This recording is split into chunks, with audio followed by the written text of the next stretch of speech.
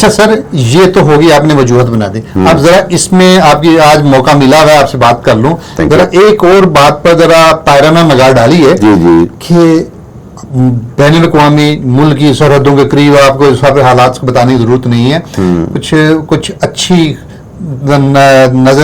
اچھے نظر نہیں آ رہے، اور اس میں اس جنگ سے ہٹ کر ایک اس کے اثرات میں ایک چیز بڑی واضح آ رہی ہے. اس حالات میں ذرا اس کے تناظر میں ایک بات کیجئے کہ جنگ جو اب شکل بنے گی یا ایک وہ جو حالات بنائیں گے، وہاں پر فوڈ سیکورٹی کا ایک بہت بڑا گیپ آنا ہے، ایک طوفان آنا ہے. تو ان حالات میں بچے گا وہی جس کا پاس فوڈ ہوگا، فوڈ سیکورڈ ہوگا. اور اس کو ہمارے پنجابی میں جو کہتے تھے، ضرب المثل ہے پنجابی میں کہ جنہ دے کار دانے دے کملے بھی سے آنے. اب پاکستان زرعی ملک ہے، ان آنے والے حالات میں ہم کیسے، آپ کس تناظر میں دیکھ رہے ہیں، کیا آپ کس نقشہ کیسے کھینچیں گے؟ دیکھیں صاحب، الحمدللہ جغرافیائی طور پہ اگر دیکھیں تو پاکستان ایسی جگہ پہ واقع ہے، میں کہتا ہوں کہ یہ جنت کا ٹکڑا ہے. ٹھیک ہے، یہ الحمدللہ یہ اتنی پیاری زمین، اتنا پیارا خطہ جس کا نام پاکستان ہے. دیکھیں جی، کرونا کے دن آئے، آپ نے دیکھا بچ کے جناب ہم کیوں بچ گئے؟ مطلب لوگ ملک تباہ ہو گئے، معیشت تباہ ہو گئی، بالکل ہو گئی. اچھا، ہم کیوں بچ گئے؟ کیونکہ ہمارے دانے پورے تھے. اچھا، پھر اس کے بعد آپ دنیا میں دیکھیں تو ایسے بھی وقت آئے کہ جب لوگوں کے پاس روٹی نہیں تو ملک ٹوٹے ہیں، بکھر گیا آپ کے سامنے. ہاں جی. تیسری بات، ابھی یہ اللہ کا بڑا کرم ہے، اس سال گندم لگی ہوئی ہے ہماری تقریباً 2.35-36 لاکھ ایکڑ کے اوپر، اور ہم ایکسپیکٹ کر رہے ہیں، اللہ کا بڑا کرم ہے کہ موسم بڑے فیوریبل رہے، ہماری پیداوار جو ہے 28 ملین ٹن سے زیادہ آنے کی برانی کراپ دے گی. اچھا، اب ہماری جو مطلب الحمدللہ جو ہے وہ بہتر چیز تو یہ ہے کہ ہم فوڈ سیکیورڈ ہیں، اللہ کا بڑا کرم ٹھیک ہے، یہ تو اللہ کا خاص کرم ہے. لیکن یہ جو جنگ کے حالات کی وجہ سے میں آج آپ کو یقیناً یہ بات بتانے لگا ہوں کہ بھائی جان آپ کی کھاد شارٹ ہونے جا رہی ہے، یوریا بھی، ٹھیک ہے، ڈی اے پی بھی، ٹھیک ہے، آپ کے زرعی مداخل، پیٹرول کی قیمتیں، ڈیزل ڈبل ٹرپل بڑھنے سے زرعی مداخل جو ہیں ان کی قیمتیں، تو مطلب فارمرز کو چاہیے کہ سب سے پہلے اپنے جو ہے نا زرعی مداخل اگلی فصل کے لیے اس کو اپنے پاس سٹور کر لیں، سیکیور کر لیں. دیکھیں اب گندم کی کٹائی، ٹھیک ہے جی، جب گندم کی کٹائی طرف جائیں گے ڈیزل کی قیمتیں آپ نکال کے دیکھیں، جب بیجے تھے تب کیا تھے، ٹھیک ہے، اور دوسرے کا مقرر کیا تھا 204 مطلب کو تھوڑے ہوا 335 روپے پہ پہنچا رہا. ٹھیک ہے، تو اس لیے فارمر کو اپنی اکنامکس کو بہتر بنانے کے لیے میں سجیسٹ کروں گا کہ جناب اپنے زرعی مداخل آنے والی فصل کی کاشت کے حوالے سے انشور کر لیں. Very good, very good. تو پوائنٹ ٹو دا پوائنٹ کر دیں، اس کو تھوڑا سا وضاحت کر دیں.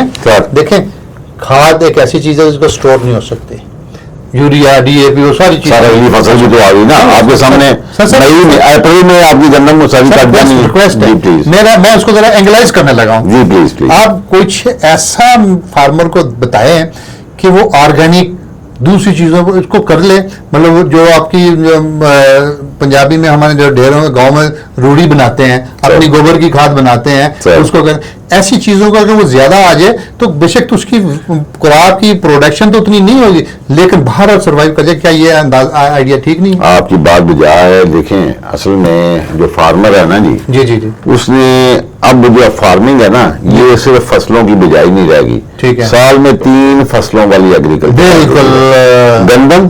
گندم کی کٹائی کے بعد اب آپ نے جانا ہے ہائیبریڈ رائس پہ، وہ آپ نے 100 دن میں اس کی فصل لینی ہے، پھر اس کے بعد اسی زمین سے آپ نے پھر 100 دن کی فصل لینی ہے. 3 فصلیں آپ کریں گے تو ایگریکلچر میں آپ بچیں گے. جو میری رائے ہے، میں آج آپ کو بتا رہا ہوں ذمہ داری کے ساتھ کہ آپ کا یوریا، آپ کا ڈی اے پی، جو بھی امپورٹڈ کھادیں ہیں، فرٹیلائزر، فاسفورس ساری آپ کی امپورٹڈ ہے، پوٹاش آپ کی ساری امپورٹڈ ہے. آپ کے پاس اتنا وہ اب تو ٹائم نہیں ہے کہ جانوراں دیا بیکاں کرائیں جان. دیکھو نا وہ اس نے جو گوبر ہے، جو مرغی کی بٹھے ہیں ساری، یہ ساری کی ساری بیسٹ ہے، لیکن اس نے ڈی کمپوز ہو کے نائٹروجن، فاسفورس، پوٹاش اسی سے نکلنا ہے اس میں. تو اس لیے میری یہ مطلب اچھا اگر اس کو اینگلائز کر دوں, آپ نے بریکنگ نیوز دے دی اور نظر بھی آ رہا ہے, صاحب النظر لوگوں کو اس بات پر ادراک رکھتے ہیں کہ آنے والا دن تمام زرعی ان پٹس شترے بیمار کی طرح قیمتیں بڑھا دیں گے, ہوگی جی.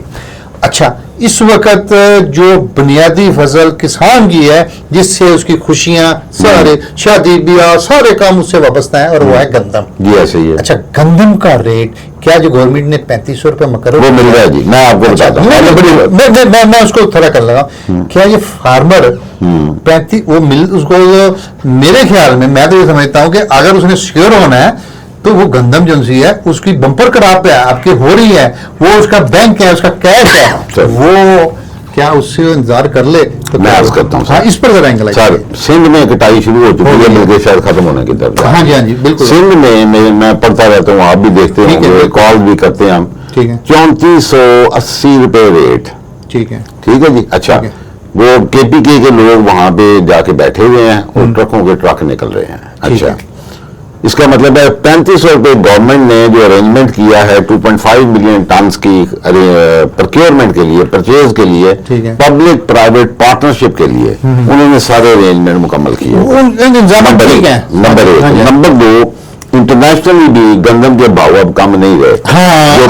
پچھلی 2 ٹنیاں ہوئی ہیں نا گندم کی, 1800 2100 2200 میں گندم بیچ کے زمیندار جو فارغ ہو گیا تھا.